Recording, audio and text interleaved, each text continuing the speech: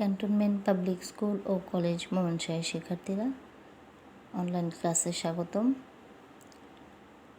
আজকে তোমাদের সপ্তম শ্রেণীর বাংলা ব্যাকরণ অংশ থেকে শব্দরূপ অধ্যায়টি পড়াবো।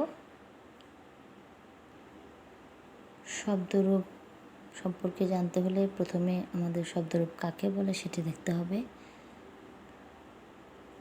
যেমন একটি শব্দকে বিভিন্ন কারকে সম্বন্ধপদ হিসেবে এবং সম্বোধন ব্যবহার করতে হলে বিভক্তি যোগ করে সংশ্লিষ্ট শব্দের যে রূপ হয় তাকে বলা হয় শব্দরূপ। আমি আবারও বলছি, একটি শব্দকে বিভিন্ন কারকে সম্বন্ধ পদ হিসেবে এবং সম্বোধন পদ হিসেবে ব্যবহার করতে হলে বিভক্তি যোগ করে সংশ্লিষ্ট শব্দের যে রূপ হয় তাকে শব্দরূপ বলা হয়। যেমন বালককে কথাটি বলতে হলে আমাকে দুটি অংশে ভাগ করে নিতে হবে এবং শব্দের সঙ্গে বিভক্তি যোগ করতে হবে। যেমন বালক যোগ কে, আবার বালকদের হচ্ছে বালক যোগ এর, বালকের।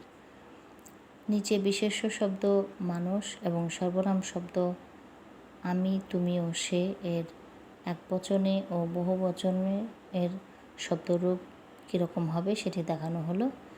যেমন বিশেষ্য শব্দের রূপ মানুষ, প্রথমে দেওয়া আছে কারক, কর্ম। কারকের রূপ হিসেবে আছে কর্তা, কর্ম, করণ, সম্প্রদান, অপাদান, সম্বোধপদ এবং অধিকরণ এবং সম্বোধন পদ। যেমন কর্তাকারকে মানুষের একবচনের রূপ হচ্ছে মানুষ, মানুষে। এখানে মানুষের সাথে বিভক্তি যোগ হয়েছে। আবার বহুবচনে হচ্ছে মানুষেরা, যেমন মানুষ যোগ এরা, মানুষগুলি, মানুষগুলো, মানুষগণ, মানুষ সকল, মানুষদের ইত্যাদি। কর্মকারকে মানুষ শব্দটিকে মানুষ যোগ কে অর্থাৎ মানুষকে করা হয়েছে। বহুবচনে হচ্ছে মানুষদিগকে, মানুষদেরকে ইত্যাদি। করণ কারকে হচ্ছে মানুষ দ্বারা, মানুষ দিয়ে বা মানুষ দিয়া, মানুষকে দিয়ে। বহুবচনে এর রূপ হচ্ছে মানুষগুলো দ্বারা, মানুষগুলোকে দিয়ে। সম্প্রদান কারকে হচ্ছে মানুষকে, যেমন কর্মকারকের মতন মানুষ যোগকে, আর এটার বহুবচনে এর ব্যবহার দেখানো হয়নি। সম্পাদান কারকে হচ্ছে মানুষ হইতে, মানুষ হতে, মানুষ থেকে, মানুষের কাছ থেকে। আর বহুবচনে হচ্ছে মানুষদিগ হইতে, মানুষদের কাছ থেকে, মানুষগুলোর কাছ থেকে। সম্বন্ধপদ মানুষের, মানুষদিগের, মানুষদের, মানুষগুলোর হচ্ছে বহুবচন। অধিকরণ কারকে একবচনে মানুষের, বহুবচনে হচ্ছে মানুষদের দিগের, মানুষগণের, মানুষগুলোর এবং মানুষদের। সম্বোধন পদ হিসেবে এসছে হে মানুষ, হে মানুষগণ, মানুষ সব। সর্বনাম শব্দের রূপ আমি, তুমি ও সে। কর্তৃকারকে হচ্ছে একবচনে আমি, বহুবচনে হচ্ছে আমরা, আমরা সব, আমরা সকলে। কর্মকারকে হচ্ছে কর্ম ও সম্প্রদান কারকে একসাথে দেখানো হয়েছে এখানে। একবচনে এর রূপ হচ্ছে আমাকে, বহুবচনে হচ্ছে আমাদিগকে, আমাদের, আমাদেরকে। করণ কারকে হচ্ছে আমার দ্বারা, একবচনে আমার দ্বারা, আমাকে দিয়ে, আমাকে দিয়া। আর বহুবচনে হচ্ছে আমাদিগের দ্বারা, আমাদের দ্বারা এবং আমাদেরকে দিয়ে। শিক্ষার্থীরা এখানে খেয়াল রাখবে, পরীক্ষায় যেভাবে আসতে পারে প্রশ্নটি সেটি হচ্ছে কর্তৃকারকে মানুষ বিশেষ্য শব্দটির একবচনের রূপ কীরকম হবে। আবার আমি, তুমি ও সে সর্বনাম শব্দের রূপ কর্ম ও সম্প্রদান কারকের একবচনে এবং বহুবচনে কি হতে পারে এভাবে। এবার অপাদান কারকে আমি, তুমি ও সে সর্বনামের রূপটি কি হতে পারে এটি দেখে নিই। অপাদান কারকে হচ্ছে একবচনে আমা হইতে বা আমা হতে, আমার কাছ থেকে। বহুবচনে হচ্ছে আমাদিগ হইতে, আমাদিগের নিকট হতে, আমাদের কাছ থেকে। সম্বন্ধ পদে আমার, মোর। মোর হচ্ছে পদ্যে ব্যবহৃত হয় যেহেতু কাব্যিক ভাষা। বহুবচনে হচ্ছে আমাদিগের, আমাদের, মোদের। আমার সবাকার হচ্ছে পদ্যে বহুবচনের ব্যবহার। সম্বন্ধ পদে আমি, তুমি ও সে। অধিকরণ কারকে আমাতে, আমার মধ্যে, আমাদিগেতে, আমাদিগের মধ্যে, এগুলো হচ্ছে বহুবচনের রূপ। তুমি কর্তাকারকে হচ্ছে তুমি একবচনে, বহুবচনে হচ্ছে তোমরা, তোমরা সব। কর্ম ও সম্প্রদান কারকে তুমির রূপ হচ্ছে একবচনে তোমাকে, বহুবচনে তোমাদিগকে, তোমাদেরকে, তোমাদের। করণ কারকে হচ্ছে তোমার দ্বারা, তোমাকে দিয়ে বা তোমাকে দিয়ে একবচনে, বহুবচনে হচ্ছে তোমাদিগের দ্বারা, তোমাদের বা তোমাদিগের দিয়া, তোমাদের দিয়ে। অপাদান কারকে হচ্ছে তোমা হইতে বা তোমা হতে, তোমার নিকট হতে, তোমার কাছ থেকে একবচন। বহুবচন হচ্ছে তোমাদিগ হইতে, তোমাদিগের হইতে, তোমাদের কাছ থেকে, তোমাদিগের বা তোমাদের বা তোমার সবাকার। সম্বন্ধপদ একবচনে তুমি এর রূপ হচ্ছে তোমার, তব। পদ্যে ব্যবহৃত হয় এটা। আর বহুবচনে হচ্ছে তোমাদিগের বা তোমাদের বা তোমাদের সকলের সবাকার, এটা পদ্যে ব্যবহৃত হয়। অধিকরণ কারকে তোমাদিগেতে, তোমাদিগের মধ্যে, তোমাদের মধ্যে একবচনে, বহুবচনে হচ্ছে তোমাদিগেতে, তোমাদিগের মধ্যে, তোমাদের মধ্যে। এরপর দেখি চলো সে এর, অর্থাৎ সর্বনাম সে শব্দটির একবচন বহুবচন কারক হিসেবে এর ব্যবহার। সে এর কর্তাকারকে সে একবচনে ব্যবহৃত হয় সে, বহুবচনে তাহারা, তারা, তারা সব। কর্ম ও সম্প্রদান কারকে সে এর রূপ হচ্ছে তাহাকে বা তাকে, বহুবচনে তাহাদিগকে, তাদেরকে, তাদেরকে ইত্যাদি। করণ কারকে একবচনে এর রূপ হচ্ছে তাহার দ্বারা, তাহার দ্বারা, তাহাদেরকে, তাহাকে দিয়ে বা তাকে দিয়ে। বহুবচনে হচ্ছে তাহাদিগ দ্বারা, তাহাদের দ্বারা, তাদের দিয়ে। অপাদান কারকে হচ্ছে সে এর রূপ তাহা হইতে, তাহার নিকট হইতে, তার কাছ থেকে একবচনে, বহুবচন হচ্ছে তাহাদিগ হইতে, তাহাদিগের নিকট হইতে। সম্বন্ধ পদে তাহার, তার, তস্য একবচন। আর বহুবচন হচ্ছে তাদের কাছ থেকে, তাহাদিগের বা তাদের, তাহাদের, তাদের। অধিকরণ কারকে তাহাতে, তাহার মধ্যে, তাতে, তার মধ্যে একবচনে। আর বহুবচনে হচ্ছে তাহাদিগেতে, বহুবচনে হচ্ছে তাহাদিগের মধ্যে, এগুলো হয়।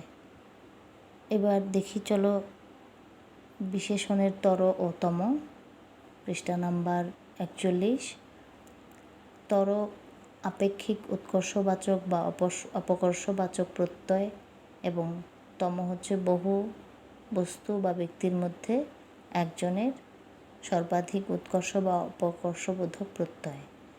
খেয়াল করো, আবারও বলছি, তর হচ্ছে আপেক্ষিক উৎকর্ষবাচক বা অপকর্ষবাচক। উৎকর্ষ হচ্ছে উন্নততর কিছু, আর অপকর্ষ হচ্ছে খারাপ কোনো কিছুকে বোঝায় বা নিকৃষ্ট কোনো কিছুকে।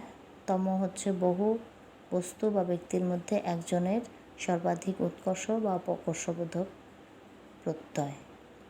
দুটি বস্তু বা ব্যক্তির মধ্যে তুলনা করতে সংস্কৃতের নিয়ম অনুসারে বিশেষণের সঙ্গে তর প্রত্যয় যুক্ত হয় এবং দুইয়ের বেশি ব্যক্তি বা বস্তুর মধ্যে তুলনা বোঝাতে বিশেষণের সঙ্গে তম প্রত্যয় যুক্ত হয়। মোট কথা, সংস্কৃত নিয়ম অনুযায়ী দুইয়ের মধ্যে তুলনা করতে বিশেষণের সঙ্গে তর এবং বহুর সঙ্গে তুলনা করতে তম যোগ হয়। তর এবং তম এই দুটি প্রত্যয়কে একত্রে তরতম, যার অর্থ হচ্ছে কম বেশি। তারতম্য শব্দটি ওই তরতম থেকেই তৈরি, যেমন তরতম যোগ জ অর্থাৎ তারতম্য। তর এবং তম প্রত্যয় এর প্রয়োগ। মূল বিশেষণ শব্দ হচ্ছে বৃহৎ, বৃহত্তর, বৃহত্তর তরযোগে, আর তমযোগে হয় বৃহত্তম। ক্ষুদ্র হচ্ছে মূল বিশেষণ শব্দ তরযোগে হয় ক্ষুদ্রতর, তমযোগে হয় ক্ষুদ্রতম। মহৎ মহত্তর, মহত্তম। কঠিন কঠিনতর, কঠিনতম। জটিল জটিলতর, জটিলতম। দীর্ঘ দীর্ঘতর, দীর্ঘতম। প্রশস্ত প্রশস্ততর, প্রশস্ততম হয়। তর ও তম এর বাক্য প্রয়োগে এখানে আমরা উদাহরণগুলো খেয়াল করি। 1 নম্বর, চন্দ্র পৃথিবী অপেক্ষা ক্ষুদ্রতর। এখানে দুয়ের মধ্যে তুলনা, অর্থাৎ পৃথিবী এবং চন্দ্রের মধ্যে তুলনায় চন্দ্র পৃথিবী অপেক্ষা ক্ষুদ্রতর বোঝানো হয়েছে। আবার 2 নম্বর, হিমালয় পৃথিবীর উচ্চতম পর্বত। এখানে বহুর মধ্যে তুলনা হয়েছে এবং এটা আমরা জানি যে বহুর মধ্যে তুলনায় বিশেষণের তম প্রত্যয় যুক্ত হয়। যেমন 3 নম্বর হচ্ছে সাহারা বিশ্বের দীর্ঘতম মরুভূমি। এখানে বহুর মধ্যে তুলনায় তম রূপটি ব্যবহৃত হয়েছে। কক্সবাজার বিশ্বের দীর্ঘতম সমুদ্র সৈকত। এক্ষেত্রেও বহুর মধ্যে তুলনায় একটি শ্রেষ্ঠত্ব বোঝাতে তম ব্যবহৃত হয়েছে। 5 নম্বর, মালদ্বীপ বাংলাদেশের চেয়ে ক্ষুদ্রতর। এখানে দুয়ের মধ্যে তুলনা হয়েছে, তাই মালদ্বীপের থেকে বাংলাদেশের থেকে মালদ্বীপ ক্ষুদ্রতর এটি বোঝানো হয়েছে, তাই তর ব্যবহৃত হয়েছে। গীতা মিতা অপেক্ষা অধিকতর মেধাবী। এখানেও দুয়ের মধ্যে তুলনায় বিশেষণের তর প্রত্যয় যুক্ত হয়েছে। মেঘনা বাংলাদেশের দীর্ঘতম নদী। এটি তম হচ্ছে বহুর মধ্যে তুলনা বোঝাতে, অর্থাৎ বাংলাদেশের অসংখ্য নদীর মধ্য থেকে মেঘনা হচ্ছে বাংলাদেশের দীর্ঘতম নদী, এটি বোঝাতে তম প্রত্যয় যুক্ত হয়েছে। শিক্ষার্থীরা, আমরা ইতিমধ্যে বিশেষণের তর ও তম শব্দের প্রয়োগ বা প্রত্যয়টির প্রয়োগ আমরা দেখেছি। আবারও বলছি, দুয়ের মধ্যে তুলনা বোঝাতে, একটি উৎকর্ষ বা অপকর্ষ বোঝাতে তর, এবং দুয়ের অধিক বা বহুর মধ্যে তুলনা বোঝাতে আমরা তম প্রত্যয়টি যোগ করেছি। এখানে বিশেষণের তারতম্য বোঝাতে আমরা এটির রূপটি একটু দেখে নিই। কোনো ব্যক্তি বা বস্তুর সঙ্গে অপর ব্যক্তি বা বস্তু বিশেষ গুণ, অবস্থা ইত্যাদি তুলনা করা হলে তুলনায় ভালো মন্দ, কম বেশি বা উৎকর্ষ অপকর্ষ বোঝানো হয়ে থাকে। এ ধরনের তুলনা করাকে তারতম্য বলে। বিশেষণের তারতম্য প্রকাশের জন্য বাংলা ও সংস্কৃত দুটি রীতি আছে। বাংলা রীতি হচ্ছে দুয়ের মধ্যে তুলনায় যার সঙ্গে তুলনা করা হয় তারপরে অপেক্ষা, চেয়ে ইত্যাদির অনুষঙ্গ যুক্ত হয়। যেমন চাটগাঁর চেয়ে ঢাকা বড় শহর, রূপা অপেক্ষা সোনা দামি। এখানে দুটি রীতি, যে বাংলা এবং সংস্কৃত, সে রীতিতে দুয়ের মধ্যে তুলনায় যার সঙ্গে তুলনা করা হচ্ছে তারপরে অপেক্ষা এবং চেয়ে ইত্যাদি প্রত্যয় ব্যবহৃত হয়েছে। আবার বহুর মধ্যে তুলনায় একটি উৎকর্ষ বা অপকর্ষ জানতে হলে সর্বাপেক্ষা, সবচেয়ে, সকলের যে পদ বা বাক্যাংশ ব্যবহৃত হয়। যেমন এই ছাত্রটি সবচেয়ে ভালো। বহুর মধ্যে তুলনায় উৎকর্ষ অপকর্ষ বোঝাতে, সবার থেকে ভালো বোঝাতে সবচেয়ে ব্যবহৃত হয়েছে। সে সকলের চেয়ে ভালো লোক। এখানে বহুর মধ্যে তুলনায় এই চেয়ে ব্যবহার হয়েছে। সংস্কৃত রীতি দুয়ের মধ্যে তুলনায় বিশেষণ শব্দের শেষে তর প্রত্যয় যুক্ত হয় এবং দুয়ের বেশি মাঝে তুলনায় তম প্রত্যয় যুক্ত হয়। যেমন বাঘ অপেক্ষা হাতি বৃহত্তর, গায়ে তিনি বিজ্ঞতম। এই কয়েকটি উদাহরণ দৃষ্টান্ত দেখানো হয়েছে। মূল বিশেষণের শব্দ হচ্ছে, আবারও আমরা তর তমযোগে দেখছি, ক্ষুদ্র ক্ষুদ্রতর, আবার তমযোগে হয় ক্ষুদ্রতম, দীর্ঘ দীর্ঘতর, দীর্ঘতম, মহৎ মহত্তর, মহত্তম, বৃহৎ বৃহত্তর, বৃহত্তম। প্রশস্ত প্রশস্ততর, প্রশস্ততম হয়েছে। তারতম্য বোঝাতে সংস্কৃত ইয়স দুয়ের মধ্যে এবং ইষ্ট হচ্ছে বহুর মধ্যে তুলনায় বোঝায় এই প্রত্যয়টি ব্যবহৃত হয়। মূল বিশেষণ শব্দ গুরু, গরীয়স, গরীয়ান, আর ইষ্টযোগে হয়েছে গরিষ্ঠ। বৃদ্ধ, বর্ষীয়স, বর্ষীয়ান। এখানে ইয়স প্রত্যয় যোগে হয়েছে আর ইষ্টযোগে হয়েছে জ্যেষ্ঠ। বলবৎ, বলীয়স, বলীয়ান, এখানে হয়েছে বলিষ্ঠ। বিশেষণের তারতম্য বোঝানোর জন্য সংস্কৃত রীতি খাঁটি বাংলাতেও প্রচলিত, তবে বাংলা ভাষার কিছু রীতিও আছে। দুয়ের মধ্যে তুলনায় চেয়ে, চাইতে, অপেক্ষা ইত্যাদি অনুসর্গের ব্যবহার হয়। যেমন জেমসের চেয়ে জোসেফ বেশি বলবান, রাম অপেক্ষা শ্যাম বুদ্ধিমান। বহুর মধ্যে তুলনায় সর্বাপেক্ষা, সবচেয়ে, সবচাইতে, সকলের মধ্যে, সবার চাইতে প্রভৃতি ব্যবহৃত হয়। যেমন পশুর মধ্যে হস্তি সর্বাপেক্ষা বৃহৎ, গাছের মধ্যে বটগাছ সবচেয়ে বিশাল, সবচাইতে ভালো খেজুর রসের পিঠা। শিক্ষার্থীরা, আজকে এই অধ্যায় থেকে তোমাদের সংস্কৃত রীতিতে দুয়ের মধ্যে তুলনায় তর এবং তময়ের প্রত্যয়ের ব্যবহার তোমাদের জন্য হোমওয়ার্ক রইল।